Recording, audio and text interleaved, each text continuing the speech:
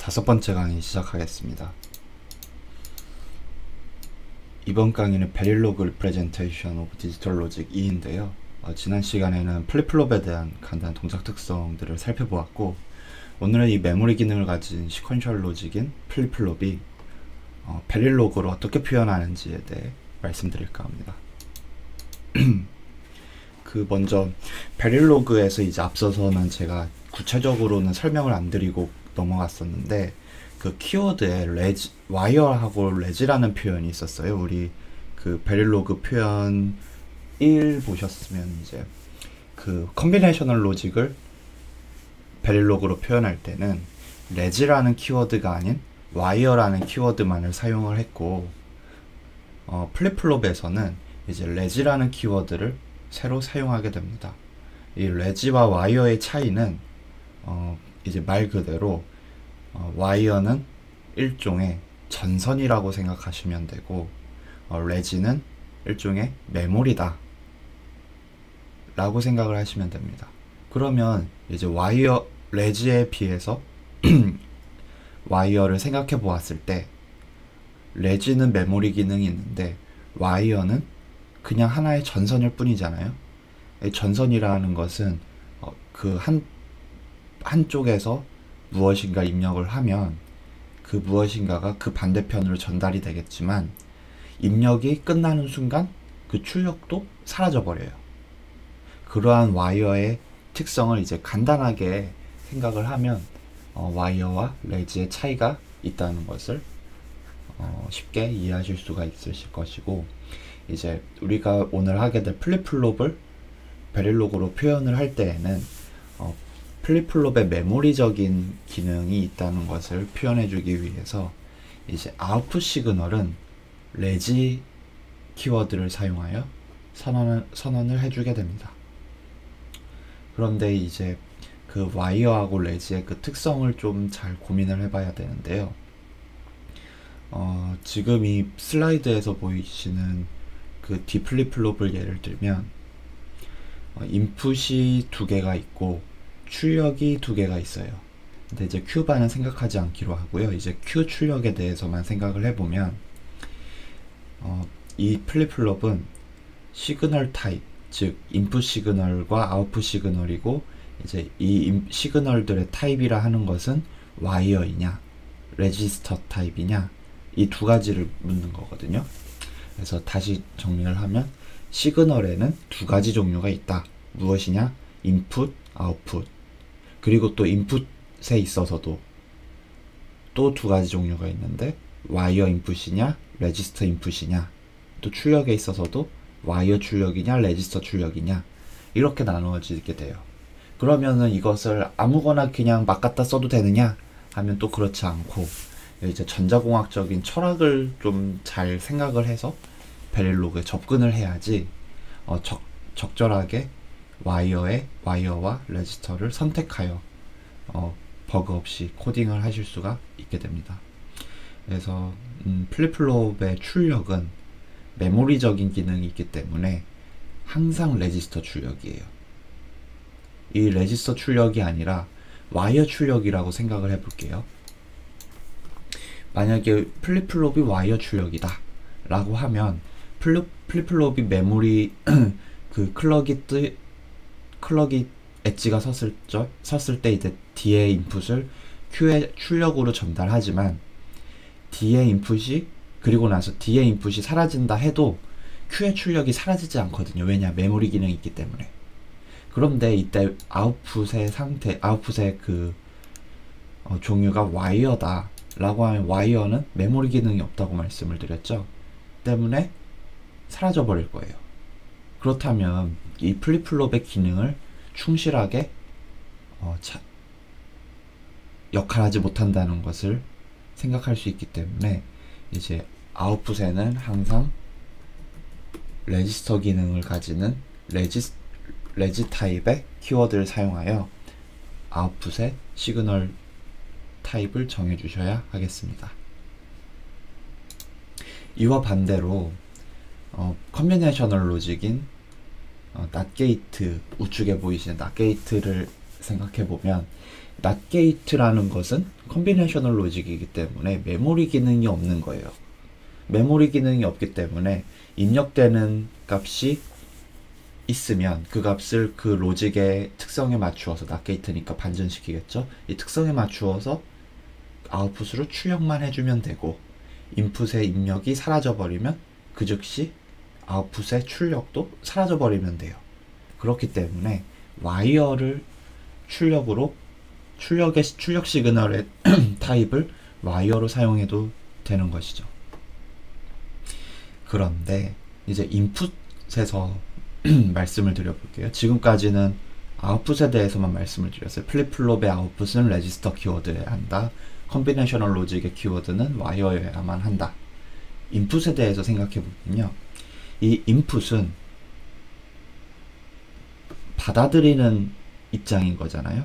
때문에 전선으로 입력을 받든 레지스터로 입력을 받든 전혀 상관이 없는 거예요. 왜냐? 이 와이어냐 레지냐 이 차이는 입력단 측에서 결정되는 게 아니라 출력에 의해서 결정되는 거거든요. 지금 이 인풋 시그널의 특성이 와이어일 수도 있고 레지스터일 수도 있는데, 이 인풋이라는 신호도 무에서 유로 창조되는 건 아니잖아요. 분명히 이 앞단에 어떠한 로직이 있을 텐데, 그 로직이 컨비네이셔널 로직이었다 한다면 와이어 시그널이 될 것이고요. 이 플립플롭 앞단에 또 다른 플립플롭이 있었다 한다면 레지스터 타입이 되겠죠. 그래서 다시 정리하면 시그널의 타입인 와이어 타입이냐 레지스터 타입이냐는 메모리 기능이 있냐 없냐를 기준으로 결정이 되어지고, 또 이 결정을 하는 근본적인 기준은 인풋이 아니라 이 시그널의 값을 저장하는 바로 이 모듈 아웃풋에 의하여 결정이 된다. 아웃풋 결정해주는 모듈이 메모리 기능을 가진 플립플롭이라 한다면 레지스터 타입, 메모리 기능이 없는 컨비네이셔널 로직이라 한다면 와이어 타입, 이렇게 정리할 수가 있겠습니다. 그 C 언어와는 다르게 이제 베릴로그에서는 하드웨어인 플립플롭을 표현해줘야 되기 때문에 특별한 키워드를 가지고 있습니다. 바로 오레이즈문인데요. 이제 오레이즈문은 괄호 대신에 이제 비긴과 엔드를 통해서 C 언어에서 괄호 역할을 똑같이 수행을 하게 되고요. 그리고 특별하게 이제 그 괄호를 또 사용해서 이제 센시티비티 리스트라고 부르는 시그널들이 위치하게 됩니다. 그리고 이제 비긴과 엔드 사이에는 이제 오레이즈문이 실행이 되었을 때 구체적으로 실행이 되어야 하는 스테이트먼트들이 자리하게 되고요. 그리고 오레이즈문이 언제 실행이 되느냐 하면 C 언어에서는 함수를 호출할 때 실행이 되지만 베릴로그의 오레이즈문은 센시티비티 리스트, 즉 지금 쓰여져 있는 포지 엣지의 클럭이 변화할 때 오레이즈문이 실행이 되게 됩니다. 그런데 앞에 포지 엣지라는 그 특별한 키워드가 추가적으로 붙었어요. 원래는 이제 포지 엣지 키워드 없이 오레이즈 골뱅이 괄호 열고 클럭 괄호 닫고 이렇게 쓰여져 있었다면 이제 클럭이 변화하는 순간마다 작동이 돼요. 이제 클럭이 변화한다라고 하는 것은 이제 로직이 0에서 하이로 변화할 수 있고 또 로직 하이가 0으로 변화할 수 있는 그 두 가지 변화가 있겠는데요. 이제 여기 포지 엣지라고 키워드를 추가적으로 사용을 해주게 되면 이제 클럭의 변화에 작동을 하긴 하지만 어떤 변화에 작동하느냐? 포지 엣지라는 변화에 작동하게 됩니다. 이 포지 엣지라 함은 이제 로직이 0에서 로직 1로 이제 그 포지티브 엣지가 서게 되는 것이죠. 그래서 클럭이 변화할 수 있는 그 가능성, 이제 변화의 가지수가 이제 두 가지인데 로직 0에서 1로, 로직 1에서 0으로. 그런데 포지 엣지를 사용을 해주게 되면 오직 클럭이 로직 0에서 로직 1로 변화하는 그 순간에만 오레이즈문이 작동이 되더라 라고 이해하실 수 있겠습니다. 그런데 이제 C 언어하고는 좀 다르게 오레이즈문 내부에 정의되어져 있는 스테이트먼트들은 논블러킹 특성을 갖습니다. 이제 C 언어에서는 그 순차적 프로그래밍이라 하여 그 첫 번째 그 문장이 하나 실행이 되고 나면 그 다음 문장은 그 첫 번째 문장이 실행이 끝나기 전까지는 실행되지 않죠. 그런데 베릴로그에서는 그와 다르게 그 스테이트먼트들의 그 순서와 상관없이 항상 동시에 실행이 됩니다. 그래서 이 코드만으로 보았을 때는 이제 D의 입력이 Q의 출력으로 나가게 되고 난 다음에서야 D의 반전된 출력값이 Q 바로 출력이 되어질 수 있다 라고 생각이 되어질 수 있지만, 이제 실제적으로는 Q하고 Q 바의 시그널은 동시에 출력이 되게 됩니다. 즉 이 부분이 실행이 되고 나서 이 부분이 실행이 되는 것이 아니라 이제 무조건 동시에 실행이 된다. 왜 동시에 실행이 되느냐 라고 생각해보면, 조금 다시 잘 생각해보면 쉬워요. 우리가 이것을 이제 계속해서 말씀을 드릴 때 베릴로그는 프로그램 언어가 아니다. 마치 포토샵, 마크업 랭귀지, HTML과 같은 어떠한 마크업 랭귀지이기 때문에 어떤 것을 이제 순차적으로 실행되기보다는 마치 그림을 그린다 라고 생각을 하시면 돼요. 이거는 이제 이미 다 그림이 다 그려져 있는 거예요. 그림이 그려져 있는데 이제 얘 그림을 그리고 나서 그 다음에 이제 D에 반전된 출력을 이제 Q 바로 출력해내는 그런 어떤 프로그래밍적인 게 아니라 이제 이 부분이 전부 다 이미 다 그림으로 다 그려져 있는 거죠. 이미 다 그림이 그려져 있기 때문에 이제 신호만 인가해주면, 바로 이 클럭의 포지티브 엣지 신호만 인가해주면 이미 다 그림은 그려져 있기 때문에 바로 그 신호들이 그 특성에 맞추어서 출력으로 나타나지게 될 것입니다.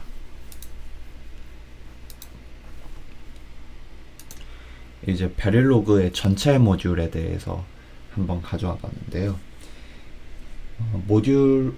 베릴로그 모듈을 이제 처음 시작한다. 즉 이제 C 언어에서는 처음 이제 C 확장자 파일을 만들고 이제 필요한 인클루드 파일들을 필요한 헤더 파일들을 인클루드하고 이제 메인 함수를 작성하고 하잖아요. 이제 그러한 절차들을 이제 쭉 베릴로그에서 한번 말씀을 드려보려 합니다. 먼저 그림을 먼저 생각을 해볼게요.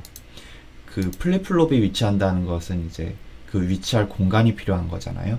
이제 C 언어에서도 이제 printf 함수를 사용한다. 하지만 이 printf라는 것이 그대로 사용이 될 수 있는 건 아니죠. 항상 메인 함수 내부에 사용이 되는 거잖아요. 마찬가지로 이제 베릴로그도 탑이 있습니다. 바로 모듈을 선언해 주고요.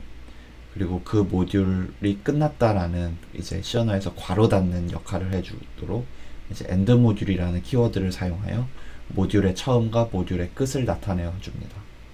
그리고 이제 그 모듈을 만들었으면 이제 그 모듈에서 이제 인풋 시그널이 있고 아웃풋 시그널이라는 게 있을 거예요. 그렇기 때문에 이제 모듈에 이제 괄호를 추가해줘서 그 괄호 안에 이제 시그널들을 정의를 해줘요. 이제 D 입력과 클럭 입력, 그리고 출력에는 Q 출력과 Q바 출력에 대해서 이제 신호를 정의를 해주었어요. 이제 지금 그림을 그리고 있는 단계라고 보시면 되는데요. 이제 그림을 이제 그렸는데 이제 이 그림들이 정의된 게 이제 신호들, 와이어들에 대해서 정의가 된 거죠. 아직은 플립플롭에 대해서 정의가 안 되어져 있고요.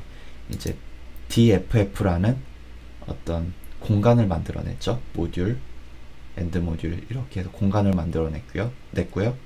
그리고 이제 이 모듈 안으로 들어오는 신호들에 대해서 정의를 했습니다. 인풋 D, 인풋 클럭, 아웃풋 Q, 아웃풋 Q 바.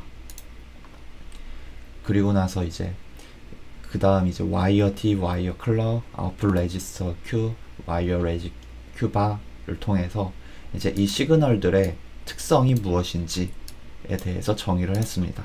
그래서 인풋 시그널인 D하고 클럭은 메모리 기능을 가지지 않는 와이어, 출력에 사용되는 이제 Q하고 Q바는 메모리 기능을 가지는 레지스터. 그런데 이 전선에 대해서만 정의를 해 두었고, 그래서 이 전선들이 어떻게 작동할 것인가에 대한 정의를 이제 해보겠습니다. 이제 플립플롭을 그렸다고 해볼게요. 이렇게. 그리고 이 플립플롭의 D의 입력이 D 시그널 정의했었던 시그널이 이렇게 연결이 되어지고요. 클럭도 이렇게 연결이 되어질 거예요. 그러면 여기까지 해보면 이제 D의 입력이 이제 Q의 출력으로 나가지게 될 것이기 때문에 이제 보시면은 이제 오레이즈 내부에 이제 시그널을 인가해주는 소스 입장이 소스의 자리에 D가 자리 잡게 되고요. 그리고 이 D가 Q의 출력으로 나가지게 될 텐데 언제 나가지냐 하면 이 센시티비티 리스트인 클럭, 이 클럭이 변화할 때 때문에 이제 이 센시티비티 리스트에 자리 잡게 되는 것은 바로 인풋 클럭이 되겠죠. 그리고 이제 마찬가지로 이제 이제 화살표의 이퀄의 반대 방향, 이제 왼쪽 방향은 출력되어지는 어자인되는 이제 되는 입장에 Q하고 Q 바이 시그널들이 자리를 잡게 됩니다. 이제 이런 식으로 이제 코딩을 마치 그림을 그린다 라고 생각을 하시면서 그 설계를 하셔야 이제 C 언어를 이제 코딩하던 습관을 버리고 이제 베릴로그 하드웨어를 이제 설계하는 관점을 이제 익숙해지게 됩니다. 이제 JK 플립플롭을 베릴로그로 표현하는 것에 대해서 한번 말씀을 드리겠습니다.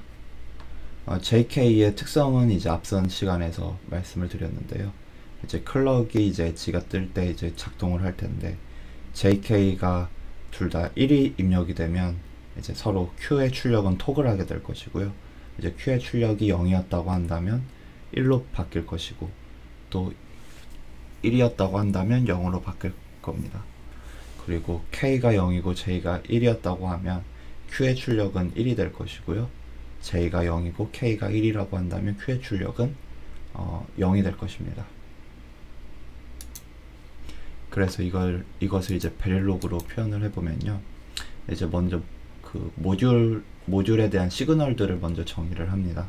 이제 인풋 시그널로 이제 J와 K와 클럭을 입력을 받고 이제 그 출력으로 이제 Q하고 Q바가 있죠.